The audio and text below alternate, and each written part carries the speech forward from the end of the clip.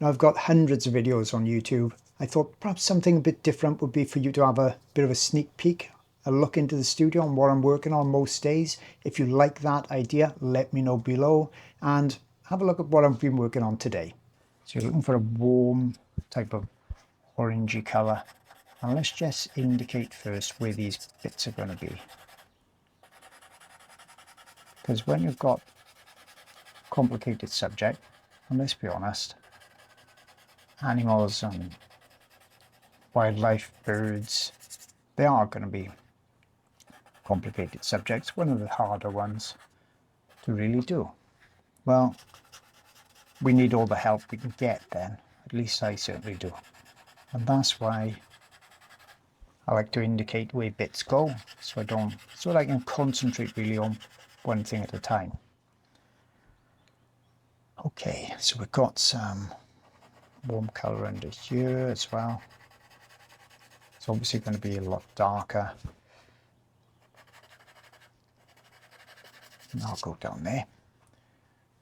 Okay, up here on the head. Just check the colours again. That's quite close.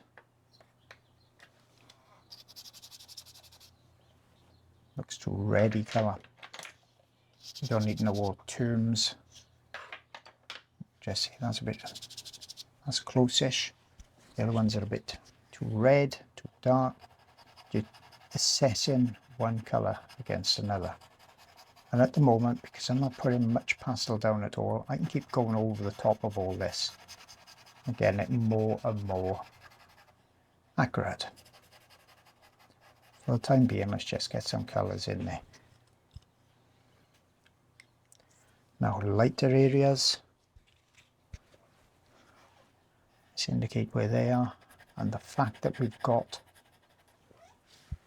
let's use the pinky colour instead. The fact that we've got a mid-tone paper, this light blue is a mid-tone paper, so it's not black, it's not white, it's in between. That means the light show up on it, the dark show up on it.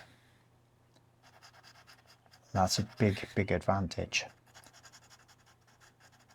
Makes drawing much more logical. So it's going to be light there. Obviously down here is going to be light. Every few strokes, turn the pencil, just so you don't wear a flat edge onto it. It's going to be light down here. Come across there. So I know that's that point where it comes across. Obviously it's going to be light here.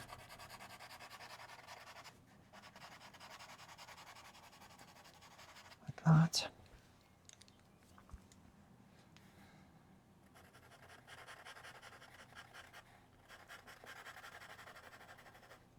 This stage, I think, well, it's extremely like oil painting, but it's also like sculpting, where you're just thinking of the masses, blocks of colour.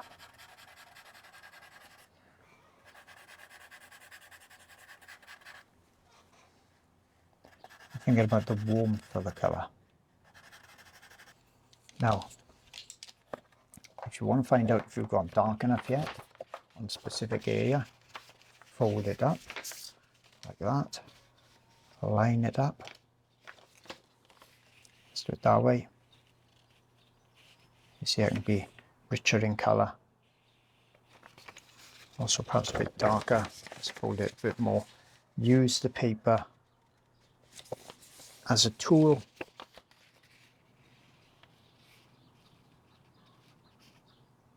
See, it's getting there. Use it as a tool. Don't worry about ruining the printout or anything.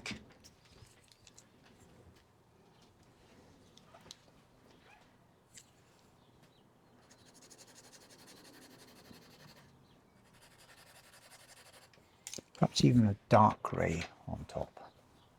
See how that looks.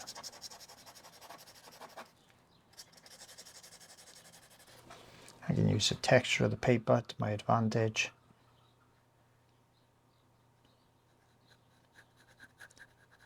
because when you're doing smallish drawings, I think this is 10 inches wide, 11 inches wide, something like that. And I'm starting to really like this size of a drawing because I can get details in it. It doesn't take me forever because I want to be able to do lots of different subjects. And you can really work on the lights and things, the lighting effects. Big drawings, sometimes they take a long time.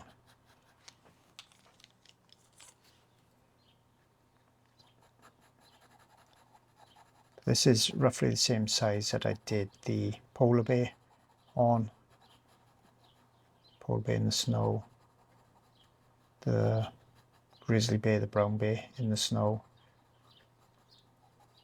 the horse running. So you can get, you know, fairly, well, really detailed drawings actually at this size, depending obviously how much the subject you're putting in.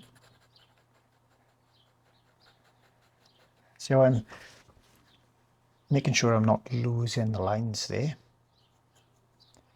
So that comes around. Do you see what drop pencil? Do you see what I mean? It's like coming more three-dimensional, shape and form like that. I'll get some white because we're going to have white areas in here. You'll see it more, the effect more there. This is going to be one of the whitest areas.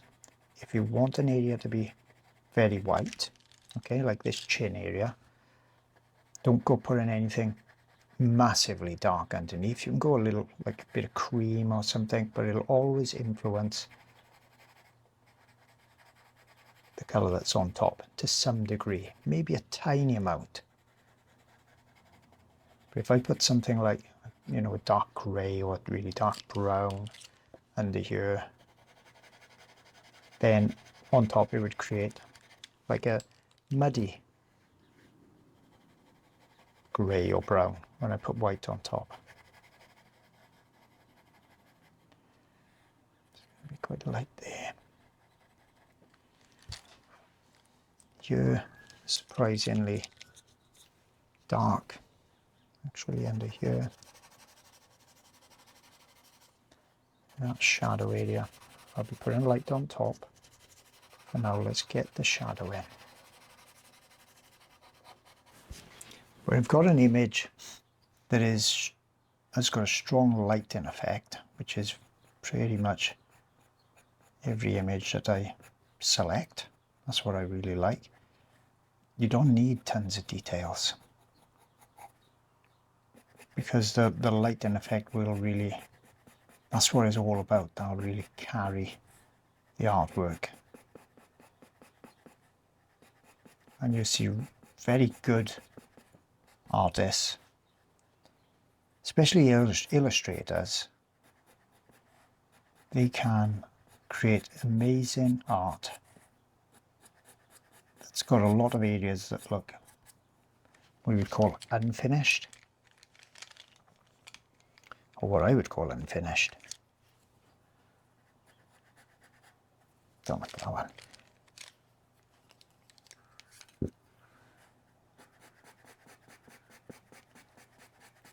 That brightness going.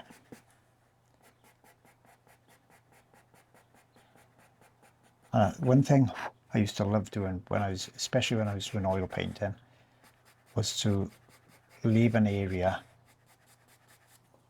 very much where you could see, you know, the lines underneath, the working lines. So it did look unfinished in certain areas, and that, I think, would make the drawing look more real. Or painting back then look even more real. Dark around there. Right, much lighter. Where's that kind of pinky colour around here? Swirls around that bottom, creating the highlight. Well, that's about all I did for the line cub drawing today. As I said, if you like seeing little sneak peeks into the studio like this, please do let me know in the comments so I can do a lot more for you. And I'll see you all on the next video.